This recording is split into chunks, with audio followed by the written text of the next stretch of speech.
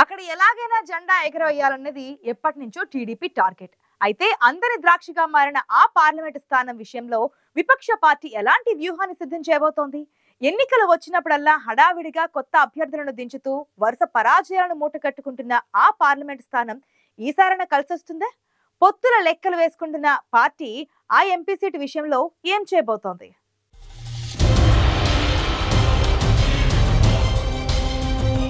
ప్రతిసారి scene repeat. ఎన్నికలు ప్రకటించాక అభ్యర్థిని వెతుక్కోవడం, ఎంత ప్రయత్నించినా గెలవలేక మరో ఓటమిని మూటకట్టుకోవడం. ఏళ్లుగా ఆ పార్లమెంటు నియోజకవర్గంలో టీడీపీకి అదే అనుభవం ఎదురవుతోంది. ఎన్నికలొచ్చాయంటే ఒంగోలు పార్లమెంటు స్థానంలో అభ్యర్థి ఎంపిక టీడీపీకి కత్తి మీద సాములా మారుతోంది. టీడీపీ అభ్యర్థి ఎవరనేది ప్రతి ఎన్నికల్లో జిల్లాలో ఓ చర్చగా మారుతోంది. ఎన్నికలొచ్చినప్పుడల్లా చివరి నిమిషంలో ఎవరో ఒక అభ్యర్థిని నిలబెట్టడం, ఎన్నికల రణక్షేత్రంలో ఆ క్యాండిడేట్ చేతులెత్తేయడం షరామామూలుగా మారుతోంది.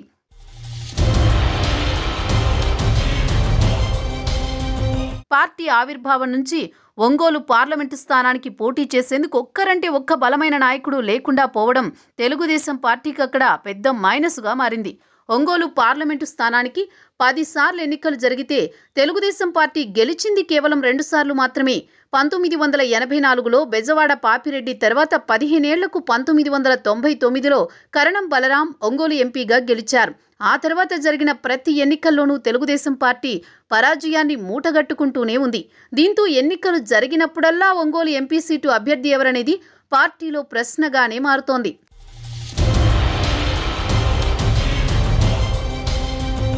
ఉమ్మడి రాష్ట్రంలో కాంగ్రెస్ పార్టీకి, రాష్ట్ర విభజన తర్వాత వైసీపీకి కంచుకోటగా మారింది ఒంగోలు పార్లమెంటు స్థానం. గతంలో కాంగ్రెస్ అభ్యర్థులు విజయం సాధిస్తే గత 2 పర్యాయాలుగా వైసీపీ అభ్యర్థులు గెలుస్తూ వస్తున్నారు.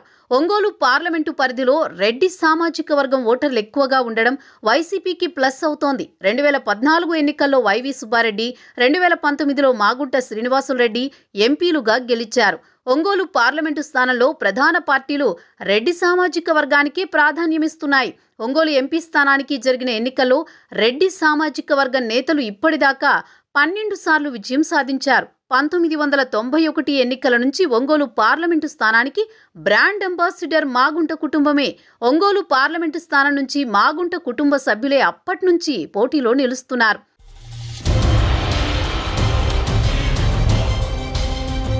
గన్ షాట్గా గెలుపు మనదేనన్న ధీమాతో వైసీపీ దిగుతుంటే తెలుగుదేశం పార్టీ నుంచి ఒకసారి పోటీ చేసిన అభ్యర్థి రెండోసారి పోటీకి ముందుకు రావడం లేదు.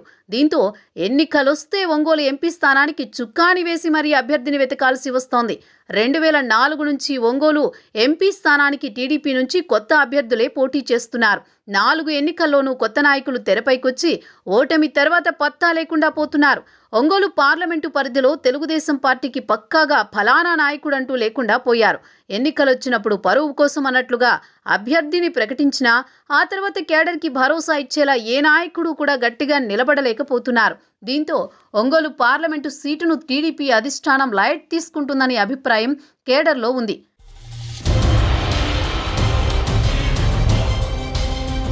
గతం గతహ అన్నట్లు ఈసారి ఒంగోలు పార్లమెంటు స్థానాన్ని సీరియస్గా తీసుకుంటోంది టీడీపీ అధినాయకత్వం. ఒంగోలు పార్లమెంటు సీటు పరిధిలోని ఒంగోలు, దర్శి, గిద్దలూరు నియోజకవర్గాల్లో కాపు సామాజిక వర్గ ఓట్లపై పార్టీ దృష్టి పెట్టింది. వచ్చే ఎన్నికల్లో ఆ సామాజిక వర్గం ప్రభావం అభ్యర్థుల గెలుపులో కీలకమని భావిస్తోంది టీడీపీ. దీంతో ఈసారి అదే సామాజిక వర్గానికి చెందిన బలమైన నేతను ఎంపీ అభ్యర్థిగా బరిలో దించేందుకు సిద్ధమవుతోంది. జనసేన పొత్తుతో ఒంగోలు పార్లమెంటు స్థానాన్ని ఈసారి ఎలాగైనా కైవసం చేసుకోవాలన్న లక్ష్యంతో తెలుగుదేశం పార్టీ గట్టి వ్యూహరచన మొదలుపెట్టింది. సాంప్రదాయిక ఓటు బ్యాంకుతో పాటు కాపు ఓట్లు కలిసొస్తే ఒంగోలు ఎంపీ సీటు గెలుచుకోవచ్చన్న ధీమాతో ఉంది టీడీపీ. కాపు సామాజిక వర్గంతో పాటు యాదవ సామాజిక వర్గానికి చెందిన అభ్యర్థుల వేటతో ఈసారి లెక్క మార్చేయాలన్నది టీడీపీ ఆలోచన. ఒంగోలు పార్లమెంటు స్థానంలో విజయ బావుట ఎగరవేయాలన్న తెలుగుదేశం పార్టీ ఆశలు ఫలిస్తాయో లేదో చూడాలి.